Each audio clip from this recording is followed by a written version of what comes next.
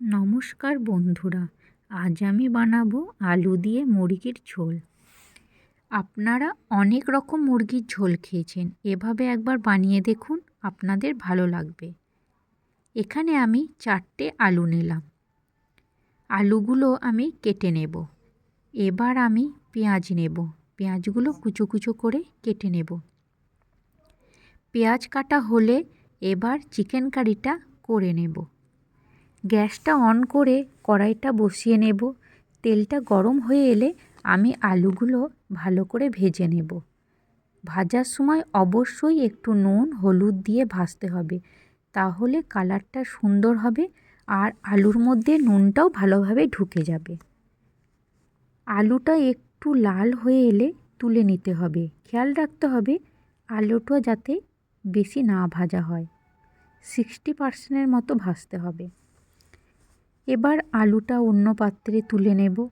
এবার chicken curry বানানোর জন্য আমি 500 চিকেন নিয়ে নিয়েছি।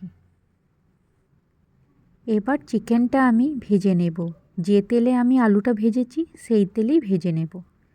চিকেনটা ভেজে নিলে চিকেনের স্মেলটা আর থাকে না, আর চিকেনটা ছিবড়েও থাকে না, খুব নরম হয়। এবার বাকি তেলটার মধ্যে দিয়ে দেব তেজপাতা, এলাচ আর দারচিনি। এইগুলো ভালোভাবে ভেজে নিতে হবে। ভালো গন্ধ বেরোলে এবার পেঁয়াজগুলো ভেজে নেব। ভালোভাবে ভেজে নিতে হবে।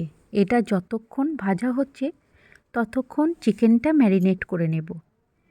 আমি একটি অন্য পাত্রে 100 গ্রাম টক দই নিয়ে ভালোভাবে ফেটিয়ে চিকেনের মধ্যে দিয়ে দেব।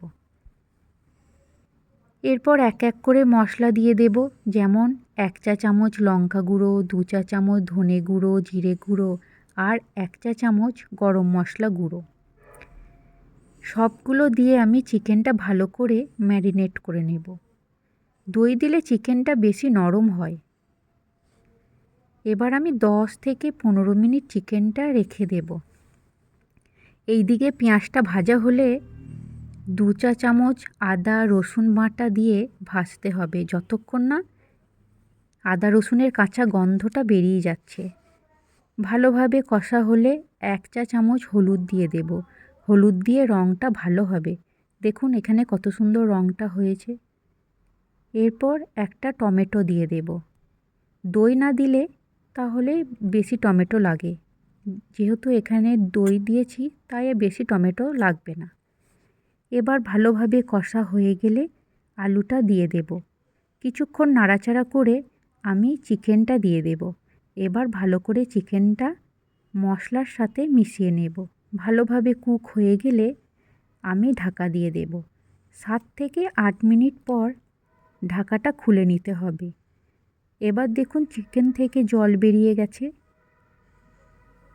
এই সময় পরিমাণ মতো জলটা দিয়ে দিতে হবে, আর নুনটাও স্বাদ মতো দিয়ে দিতে হবে।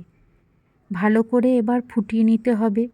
ফুটে উঠলে ধনেপাতা কুচো দিয়ে নামিয়ে নিতে হবে, তাহলেই চিকেন কারি রেডি।